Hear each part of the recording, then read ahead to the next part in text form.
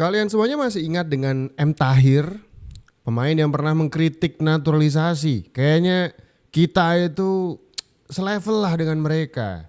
Bilang pemain lokal tuh nggak kalah kualitas, bahkan nantangin. Kalau mau diadu nih pemain lokal sama pemain timnas yang naturalisasi, atur aja deh. Kita buktikan yang paling bagus, gitu kata dia. Nah waktu kemarin pas Patrick Kluivert lagi sidak ke beberapa pertandingan, ini orang mainnya dibagus-bagusin. Waduh, ini kalau Kluivert kegocek beneran bakal nganggur Tom Haidekaka. Karena dia nganggep ini lokal pride ini bagus gitu. Jadi lebih milih lokal pride begitu. Kalau menurut kalian bagaimana? Ditonton langsung Patrick Kluivert, M. Tahir langsung ngamuk dan cetak 1 assist. Masih ingatkah kalian dengan pemain lokal yang satu ini? Ya, dia adalah Muhammad Tahir, pemain yang sempat viral karena menantang bertanding para pemain keturunan, serta mengatakan jika kualitas pemain keturunan Indonesia biasa saja dan 11-12 kualitasnya dengan pemain lokal. Namun tahukah kalian dalam lanjutan Liga 1 yang mempertemukan Persija Jakarta versus PSBS Biak tadi malam, Muhammad Tahir tampil luar biasa dan memukau. Bahkan dalam laga tersebut, dirinya berhasil menciptakan 1 assist yang berujung gol untuk timnya PSBS Biak. Penampilan luar biasa tersebut bahkan membuat pelatih timnas Indonesia, Patrick Kluivert, sangat terpukau. Lalu akankah M. Tahir dipanggil Patrick Kluivert ke timnas Indonesia? Menurut kalian seperti apa? Lokal pride waktunya berjaya? Tom Haye dan kawan-kawan ketar-ketir ini. Begitu? Atau sebaliknya? Waduh. Ini Patrick Kluivert dan para asisten sedang mencoba makanan ini ya, naspat kayaknya, nasi padang begitu ya. Enak. Waduh. Sampai Lanzat ini salah satu asistennya bilang enak. Jadi kalau pemain udah di apa ya, dirujak netizen nih. Waduh, pemain kok nggak melakukan apa istilahnya diet gizi yang benar dan kawan-kawan dan seterusnya gitu ya. Tapi pelatih nih bebas saja. We need to clean up the league with a better referee system and all young. Mr. Ogawa-san, let me introduce. When you come to Japan, when you are 16 years old, in Shizuoka, I auditioned your match. Incredible, huh? Unfortunately, my son, He also remember you. I know, auditioned I know. your match more than 10 match in the Jubilee Iwata. My home is Shizuoka. You many times I auditioned your match. Okay, nice. So Ogawa-san helping us in the referee departments to change all the system. Also helped by Pratap from India, Daniel from Singapore, and this is also all the young Indonesians. Clean up the match fixing, match setting, VAR. So Mr. Ogawa has been 1 year 3 months because we're working the sign agreement between Indonesia and Japan football federations. But now he's full time. Two of them, they work in the Asian Football Confederation. They lived there for 5 years. Before I worked 9 years at the referee. Because we need to clean up the league with a better referee system and all young. So he's still doing referee. He decided to quit referee and join the team. Ini ada wakil ketua komite wasit PSSI ya dari Jepang nih, Yoshimi Ogawa. Kayaknya kenal bener dengan Patrick Kluivert dan beberapa asistennya. Karena dulu kayaknya pernah nonton beberapa pertandingan waktu mereka masih jadi pemain begitu. Ya ampun, ya ampun. Inilah 4 pelatih lokal yang sudah interview dengan Patrick Kluivert untuk bergabung di timnas Indonesia senior. Mari kita cek, boy. Beberapa waktu lalu gue udah bahas soal Zulkifli Syukur. Itu udah mengikuti interview ya untuk menjadi bagian dari asisten kepelatihannya Patrick Kluivert. Ternyata Om Kurus juga ikut nih, boy. Gue kira Doi itu cuma bakal jadi pelatih striker di timnas U20 doang nih. Terus ini kalau nggak salah pelatihnya Persis Solo ya, Pak Eko Purjianto juga ikut untuk interview. Dan terakhir adalah Bima Sakti. Aduh, gimana ya, boy? Menurut kalian gimana nih? Dari 4 nama ini baru melakukan interview aja, belum ada yang secara resmi diumumkan oleh PSSI akan menjadi 2 pelatih lokal yang akan terpilih menjadi bagian dari kepelatihannya Kluivert. Aduh, gimana ya, boy? Menurut kalian gimana nih? Coach Bima yang waktu itu pernah menjadi asisten pelatihnya Luis Mia dan nggak dapat ilmu apa-apa juga sih kelihatannya. Karena setelah Luis Mia udah nggak ngelatih lagi, Doi kan sempat jadi caretaker ya sempat ngambil alih timnas senior di Piala AFF 2018. Dan kalian cari tahu sendiri dah hasilnya gimana waktu itu. Gua nggak mau bahas. Kalau untuk Coach Eko, gue nggak tahu nih boy, gue kan kagak nonton Ligue 1 ya. Coach Zulkifli gue udah bahas kemarin. Ya kalau gue sih prefer sih Om Kurus ya kalau gue. Tapi balik lagi sama Kluivert nanti nih boy. BTW untuk Novarianto kayaknya doi akan difokuskan untuk timnas U17 ya. Jadi biar nggak rangkap jabatan gitu. Biar lebih fokus aja. Menurut kalian gimana boy? Dari 4 nama tadi. Siapa yang layak dan siapa yang kagak? Terima kasih brother. Jangan lupa di follow untuk update yang selanjutnya. Ini Coach Justin di mana nih? Sudah bergelar coach masa nggak ikutan seleksi? Ya kan? Oh, diundang dong, ya kan? Kalau untuk pergantian pelatih, aku tuh di sini sebagai fans timnas Indonesia. Saya supporter timnas Indonesia. Saya nggak punya otoritasnya untuk tahu apa yang terjadi di dalam sana. Kemampuan saya hanya sebatas untuk mensupport perkembangan timnas. Kalau emang lagi nggak bagus, kita boleh mengkritik, tapi kritik yang konstruktif, jangan yang destruktif. Kalau bagus ya disupport terus supaya anginnya, supaya lajunya, supaya amplifikasinya semakin baik gitu kan. Janji saya dari awal, saya adalah fans dan supporter timnas Indonesia. Saya cuma bisa bilang apapun yang terjadi di dalam sana, di atas sana, pergantian, segala macam. Kalau memang tujuannya untuk perkembangan timnas Indonesia, saya support. Weh, bijaksana sekali ya. Kalau kalian yang supporter timnas nih punya pendapat berbeda, tulis di kolom komentar. Robin. Apa nih? Main bola. Masuk. Wih, ini nih yang aku cari. Ini yang aku cari. Yang serius, skillnya jago gitu. Jago. Hah?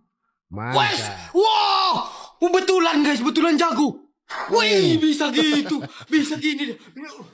Gitu. Hey, Bisa gitu. bisa gitu. Wih, Tegal golin. wah, cetak bang.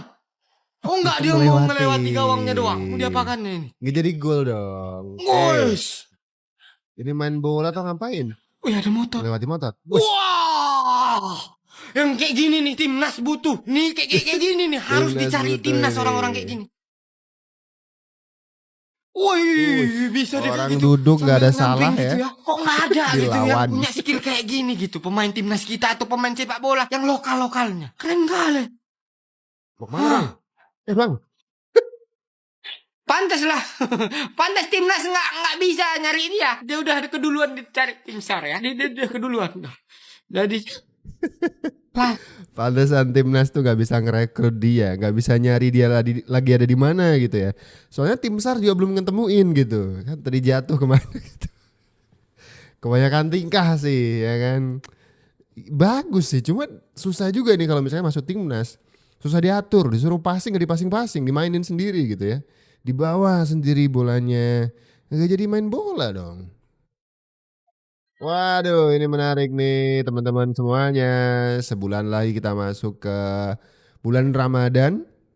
Di saat umat muslim itu sedang fokus untuk beribadah, mempertebal iman dan takwa gitu ya. Dan juga diiringi jadwal-jadwal timnas.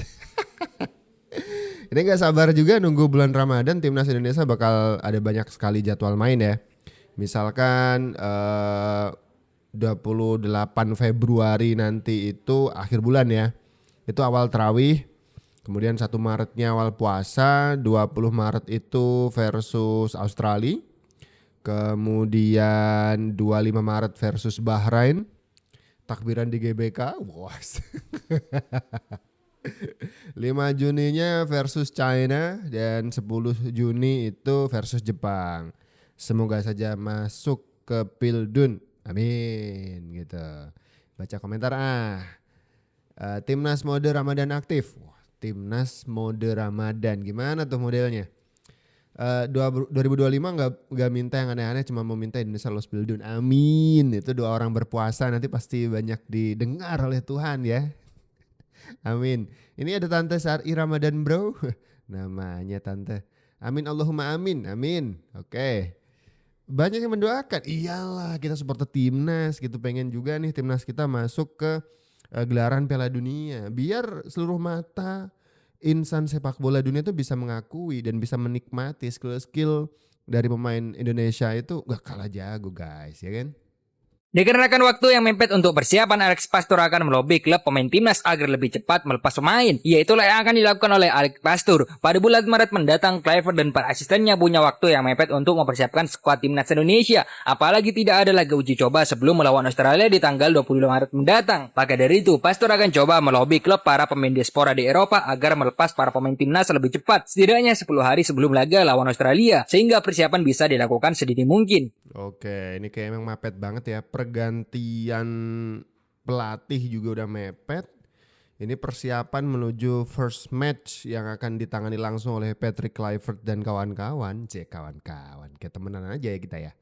Itu juga mepet banget nih.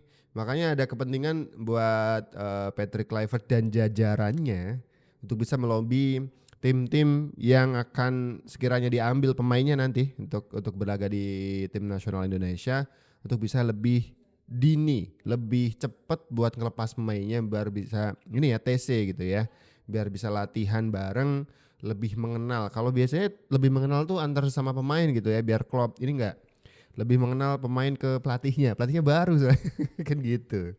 Gara-gara kritik STY, Towel diserbu paket Chode misterius. Setelah melontarkan kritik terhadap Shin Tae-yong, Tower mendadak jadi sasaran serangan tak terduga.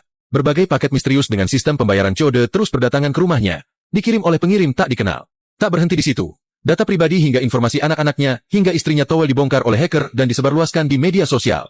Namun, bukannya gentar, Towel dengan tegas menanggapi ancaman ini. Ia langsung melaporkan aksi para hacker ke pihak berwajib.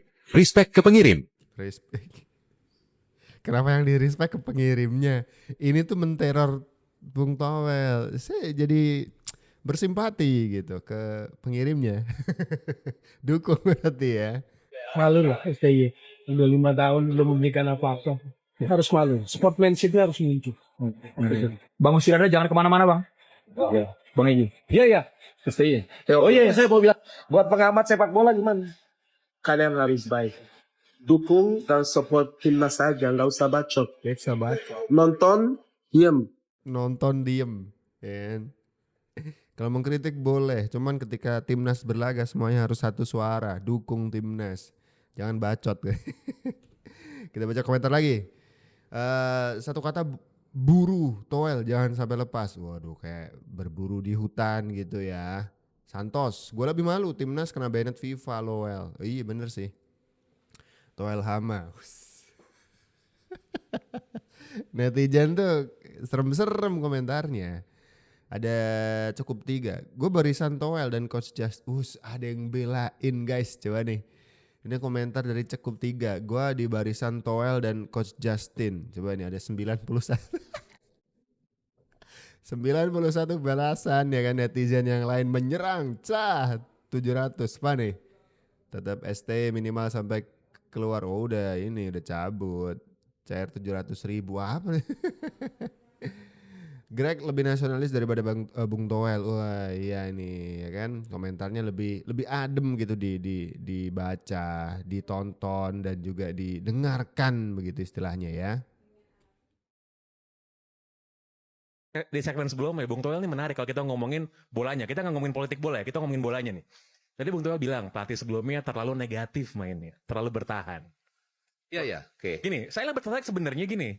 Kalau kita bilang yang kemarin terlalu negatif, kita harusnya lebih proaktif, lebih menyerang. Lawan siapa kita harus mendominasi bola?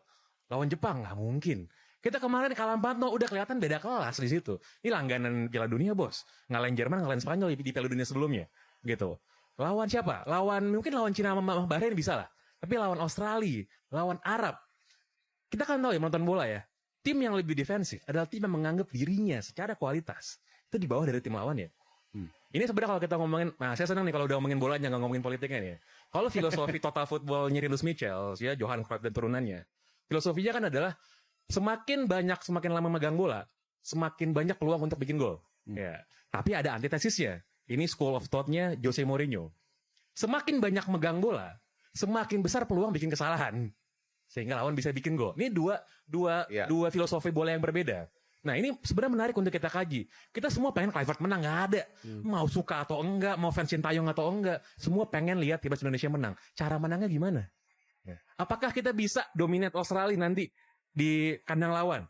Siapa kira-kira bisa megang bola kayak gitu? Apakah kita bisa gempur terus Australia? Atau nanti ketika kita lawan Bahrain di match berikutnya, atau ketika kita away lawan Jepang misalnya, apakah kita bisa gitu main offensive football? Itu bunuh diri namanya, gitu. Jadi saya mau bawa diskusi kita ini adalah kita mau lihat timnas Indonesia ini main kayak gimana. Kalau buat saya yang penting menang.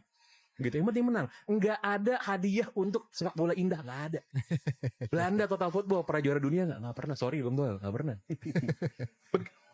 terakhir kali masuk ke final Piala Dunia 2010, pelatihnya Bert van Marwijk, itu nggak ada bagus-bagusnya main bolanya, bener. Wehehe, jadi poin kritikan Toel soal sepak bola negatif dibalas sama Pangeran Siaan ya. Hadiah buat permainan sepak bola sebuah pertandingan itu kemenangan. Percuma atraksi di atas lapangan hijau kalau kalah. Menurut kalian seperti apa? Coba komentar ya.